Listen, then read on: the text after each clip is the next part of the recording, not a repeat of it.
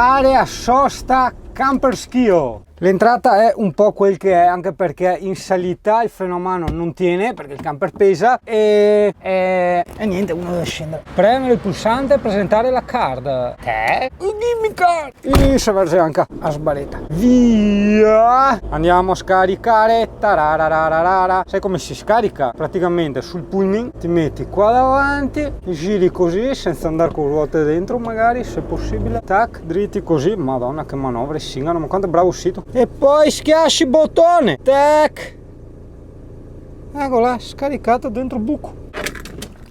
E adesso andiamo anche a caricare. Le ombre dei fantasmi del passato.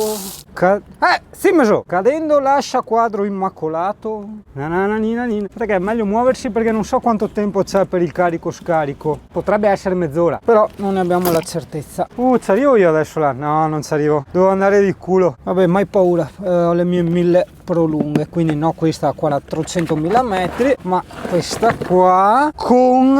dov'è? Eccolo qua. Questo qui. Così puoi prolungare. Si arriva a bassa pressione, cioè... non so se mi basta mezz'ora per caricare questa velocità qua. Ah, lo faranno apposta per farti pagare il biglietto? CP, cosa dici? Lo fanno apposta? Cori. Quanto siamo? Vediamo. Beh dai, 52, un altro po', sì, a me basta una doccia. Sì dai, che dopo c'è da fare anche salita. Guarda il mio cartello da Sky, questo è quello famoso omologato, che dicono che è omologato, e qua queste famose cordicelle a tra virgolette sgancio rapido. Se ti serve il link Amazon per acquistarle, basta che mi chiedi, te lo scrivo qua nei commenti, se non mi sono ricordato di scriverlo in descrizione. In ogni caso però nella descrizione di ogni video delle puntine c'è un link alla pagina del sito dove ci sono tutti i collegamenti alla roba acquistata su Facebook, su Amazon. Quante macchine che continuano a passare, darelli. Ah, buon, aspetta, abbiamo detto stop. Buon, partenza via, direzione Valli del Pasubio. Google Maps, non iniziamo, Ok, già qui dovremmo essere nelle valli del Pasubio. Sì, esatto, c'è questo altalenarsi di salite e discese. Praticamente Pasubio è il monte e valli del Pasubio sono le valli del monte. La salita è del 12%, però vedo che Pullman sta andando su in terza. Come non detto, sta andando giù. Eccola, pulminiamo in seconda, e beh, in seconda ti vado anche in verticale. Sono salitine, un po' ripidine, Ci sono stati dei punti in cui sono dovuto salire in prima. Cos'è sta roba? Tagliata bariola. Tipo un bunker dove sparavano. Ma io lo so per esperienza che qua a Vicenza hanno queste salite particolarmente ripide. C'era scritto 15% dopo, però a me sembrava un po' di più, avendo fatto il 20 e oltre in Ungheria. Vabbè, tu adesso non vedi la ripidità, comunque credo proprio che le farò in bici, queste salite qua, a piedini e via. Quello che ti frega sono certi tornanti, perché ovviamente devi ridurre la velocità. E che poi trovi quelli davanti che ti fanno perdere i giri, che vanno via i 10 all'ora. Cacchio, in questo parcheggetto c'era anche il carico e scarico, quindi sì, è stata una monata venire su belli carichi di acqua. Vabbè, pazienza. Aspetta che non andiamo giù nel burrone, non sarebbe il massimo. O sì, no, non sarebbe il massimo. Italia, dove abito oggi? In un burrone. CP, ti voglio un bene dell'anima, ma non respiro più tra la puzza, l'alito e le scoregge proprio. Provo a immaginare tutte ste puzze concentrate dentro una scatolina, tra l'altro anche ben sigillata, che non è che escano. Non respiri proprio. Mamma mia. Wow, vabbè, consoliamoci e spalanchiamo un po'. Bam, per cambiare aria. Sì dai, carico, scarico, bidone le immondizie, sì, mi sembra bene. Montagne come sfondo, qua sento dell'acqua senza che ci buttiamo giù perché è proprio il burnout, qua comunque giù ci deve essere dell'acqua. Ciao CP. Qualcuno ha sparato, speriamo non ci sparino dietro anche a noi. È tanto però bella sta retta, guarda. Tavoli a picnic di qua, tavoli a picnic di là, col barbecue, i bidoni a squasse, il carico e scarico, un sgabbiotto in mezzo a natura. Ah, questo deve essere il percorso per andare giù dall'acqua. E scarico se questo, quello è un altro camper che va su, quindi non sono l'unico. E cazzo va il rubinetto. E altre panchine dietro il rubinetto. Però fammi vedere se sono stato stupido a caricare prima. Sì, sono stato stupido a caricare prima. Collega camper, chissà dove. Ah, perché dopo c'era tipo il parcheggio rifugio, mi diceva Andrea, ma A me va benissimo questo. Allora, poi dovrebbe passare anche Andrea, c'è il cimitero prima guerra mondiale, giardino alpino, il sole in mezzo agli alberi, i chip chip. Oh, guarda come rovinano l'ambiente i pali della luce, che roba, pazzesco. Ah, il giardino di CP. Addirittura, scendi. Oh, vabbè, ripio,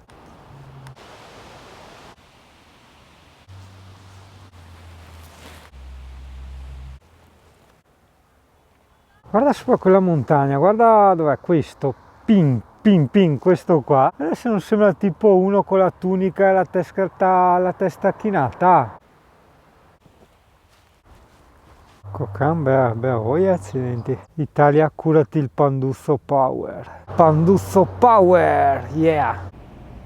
Ma a noi CP si potrebbe fare una cosa che da tanto tempo non facciamo CP. Un cazzo di niente, proprio. C'è anche sto bel sole, bravo, carica boeta, carica. CP, quanto bene stiamo noi, Quanto bene stiamo qua. In più, se il CP mi consente,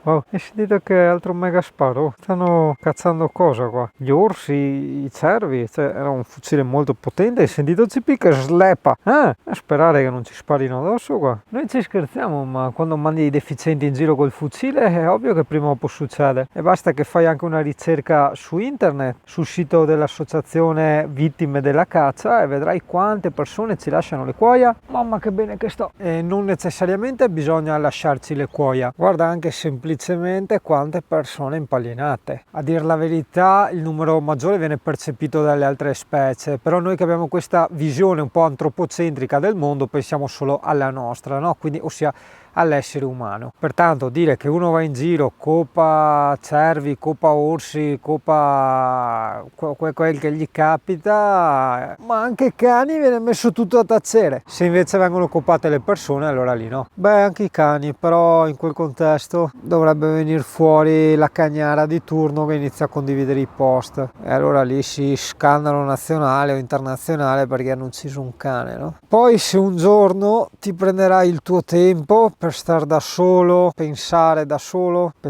una cosa molto difficile, ragazzo, richiede un'intelligenza pazzesca. Allora lì, in quella solitudine di pensiero ben si intenda, arriverai a capire che ad esempio un maiale o una mucca non hanno assolutamente nulla in meno di un cane. Anzi, ricordo, il maiale è molto più intelligente e sensibile di qualsiasi razza canina, però ognuno guarda sempre a sé, ossia io sono cagnaro della serie io difendo i cani, guai chi mette il collare a strozzo ai cani o anche solo il collare ai cani piuttosto che la pettorina, mi è già successo una volta. E attorno a una tavola di una pizzeria, insomma nella stessa tavola dove nella pizza di chi mi rompeva le balle c'era del prosciutto oltre ai funghi, quindi voglio dire, insomma, facciamo quel cazzo che vogliamo, però rendiamoci conto, additiamo uno perché un collare al cane. Tra l'altro, aspetta, CP, fa che veda questo collare che è anche bello alto, no? Quindi capisci, se il cane un po' tira, lei non tira, ma se tira non è che gli fa male o eccetera, perché è alto, quindi fa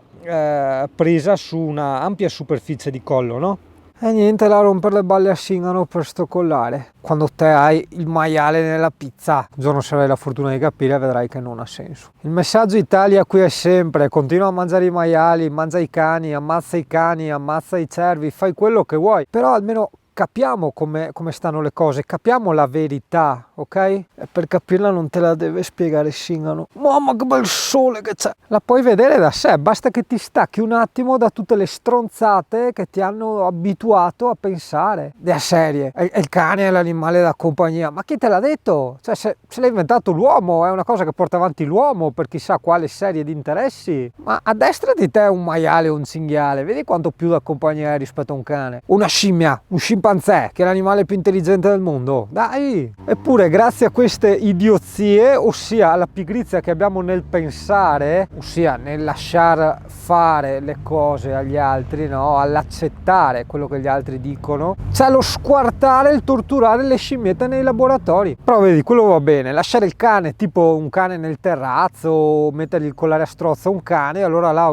tragedia, cioè capisci? A me queste robe sinceramente irritano. Faccio e continuerò a fare questi ragionamenti perché che senso ha in un canale parlare, anzi bestemmiare la libertà? Per cosa? Perché uno va a vivere in un camper? Cioè libertà quella Italia? Ma per l'amor di Dio, no, è una bambinata, in senso positivo, cioè è una bambinata nel senso è un gioco, ma nulla più, non ha nella minima importanza questa cosa, cioè nel senso, stiamo parlando di libertà, non ha la minima importanza, non è libertà questa, come quando sentivo una volta libertà, quando la gente andava ai weekend in moto.